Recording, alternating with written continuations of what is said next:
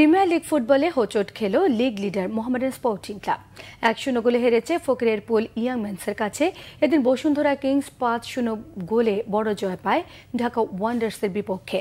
আল আমিনের জোড়া গোলে বাংলাদেশ পুলিশ 2-1 হারায় রহমতগঞ্জকে। রিপোর্ট করছেন মানিক মাহমুদ। প্রিমিয়ার লিগ ফুটবলে টানা 8 ম্যাচে অজেয় ঢাকা মোহামেডান।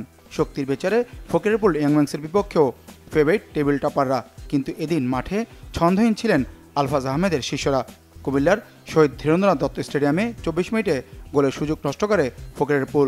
প্রথমার্ধের শেষ দিকে প্রতিপক্ষ গোলরক্ষকের ভুলেও লক্ষ্যভেদে ব্যর্থ হন মোহামেডানের অধিনায়ক সুলেমান দিয়াবাতে। গোলশূন্য থাকে প্রথমার্ধ।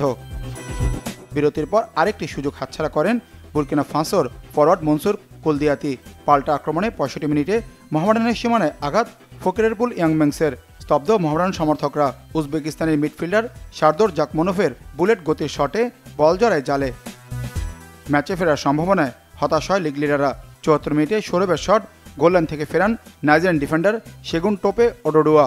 নবম ম্যাচে প্রথম হারের তিক্ততা পায় সাদা কালো জার্সিধারীরা। তারপরে 24 পয়েন্ট নিয়ে শীর্ষে অবস্থান মোহামেডানের। 8 ম্যাচে 19 পয়েন্ট নিয়ে দ্বিতীয়তে আছে ঢাকা আবাহনী।